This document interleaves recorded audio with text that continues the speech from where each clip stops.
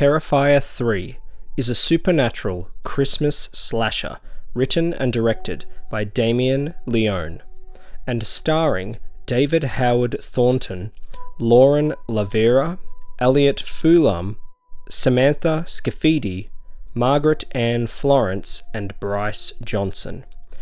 5 years after surviving Art the Clown's Halloween massacre, Sienna and Jonathan are still struggling to rebuild their shattered lives. As the holiday season approaches, they try to embrace the Christmas spirit and leave the horrors of the past behind. Just when they think they're safe, Art returns, determined to turn their holiday cheer into a new nightmare. The festive season quickly unravels as Art unleashes his twisted brand of terror, alongside his new accomplice, a possessed Victoria Hayes. Together they prove that no holiday is safe. This review will be spoiler-free. 2016's Terrifier was a really fun and creative throwback to the slashers of the 1970s and 1980s. It has been a long time since we have gotten a truly worthy villain to join the slasher canon.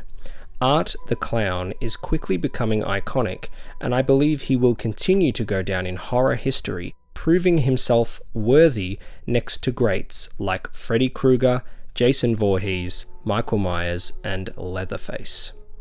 By making him mute and black and white like a mime, David Leone differentiates Art's clown persona from the likes of Pennywise.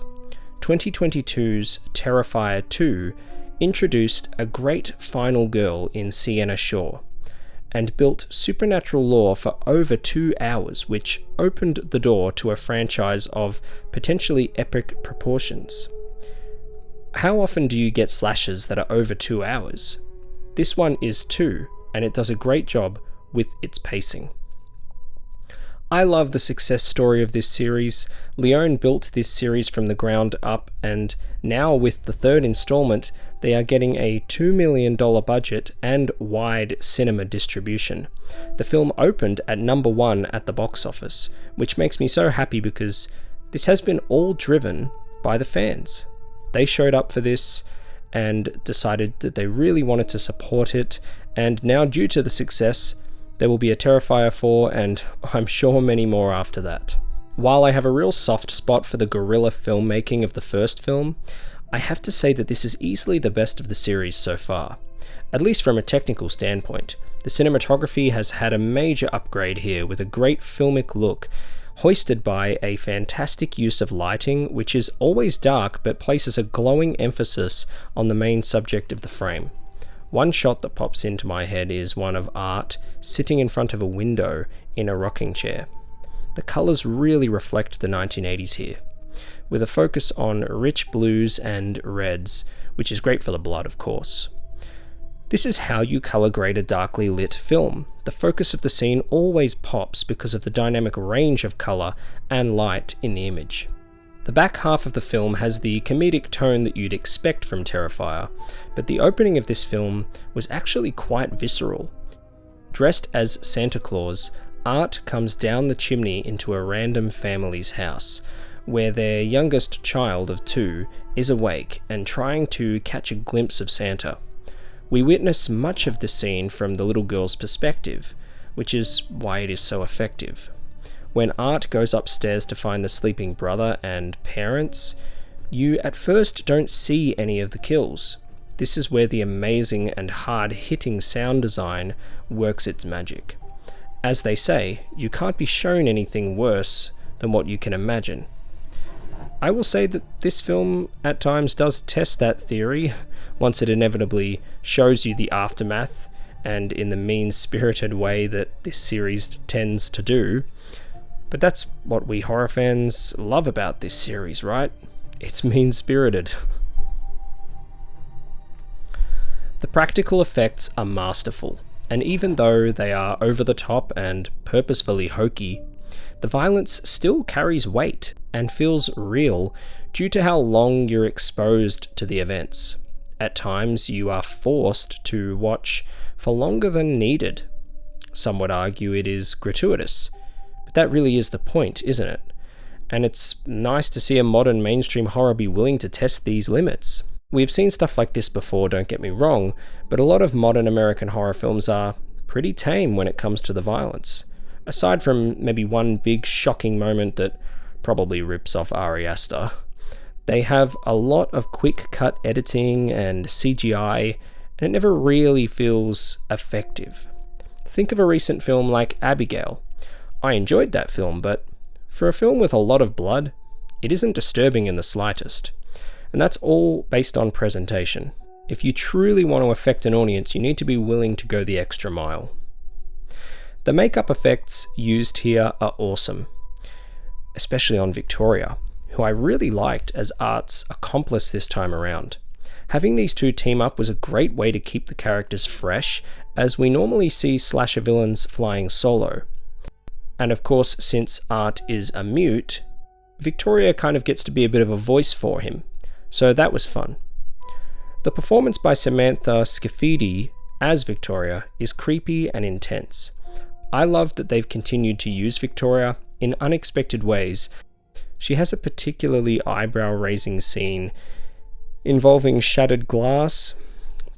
By continuing to utilize Victoria, it creates a through line all the way from the first film to this one, unlike some other slasher franchises where each film feels loosely connected to the last.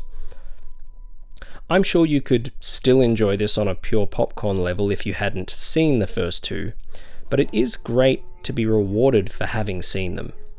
Being that this is the first foray into a big cinematic release, you could forgive the filmmakers for doing a soft reboot, but they don't. This is a full-on sequel to the second film. The lore here is vague. Some may take issue with that, but I love that because it gives us room to theorize. It also makes it feel more realistic, as Sienna is not going to have all the answers right away, and as she is the guide for the audience, we shouldn't really know anything she doesn't know. I don't like it when films answer all the questions anyway, because it doesn't give you anything to think about. All of this is a great way to keep people coming back. With each film, you give the audience a few more breadcrumbs, paired with cool supernatural imagery, and they'll be intrigued. Act 2 sometimes struggles to marry Sienna and Art's storylines. You see a lot of Sienna freaking out at her aunt and uncle's house, Jonathan trying to lead a normal life at school, and then Art just wreaking havoc elsewhere for absolutely no reason. The screenplay isn't exactly worth picking apart here though. We aren't here for a well-written film exactly. However, let's give credit where credit is due. Sienna is a really badass character. She is a worthy opponent to Art, and a great vessel for the audience. Act 3 really opens up a lot of opportunities for supernatural lore going forward. It was starting to get weird, and I really liked that. It reminded me of A Nightmare on Elm Street. The movie pulls off having a simultaneously silly and scary tone, thanks in large part to Lauren Levira's superb performance as Sienna. She conveys the trauma of her past experiences perfectly. Like that feeling when everything is silent in the room, but in your head everything is so loud. Her screaming, crying, convulsing, and hyperventilating is never doubted by me as an audience member. Of course, David Howard Thornton's performance as Art the Clown is what has made this series work from the get-go. He is an incredible physical performer. He is creepy and funny, and his ability to switch his facial expressions from one emotion to another at the snap of a finger is something to behold. His body language speaks volumes. Here's a thought. Do you think that they will ever make Art speak? Would that ruin the formula? Or would it push the series into fresh territory? Many headlines have claimed that people have walked out of this film, or that they've fainted or vomited from it.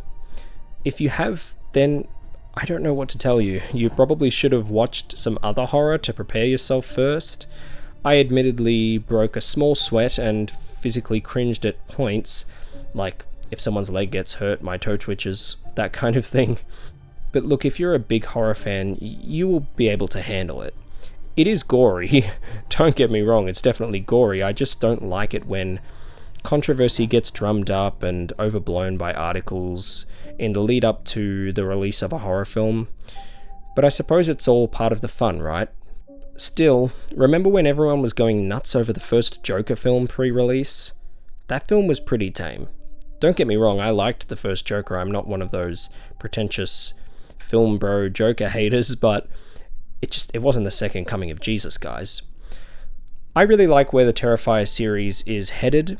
This is the best one so far, and I highly recommend it if you liked the first two and if you're a fan of horror films. It's a great film for the spooky October season this year.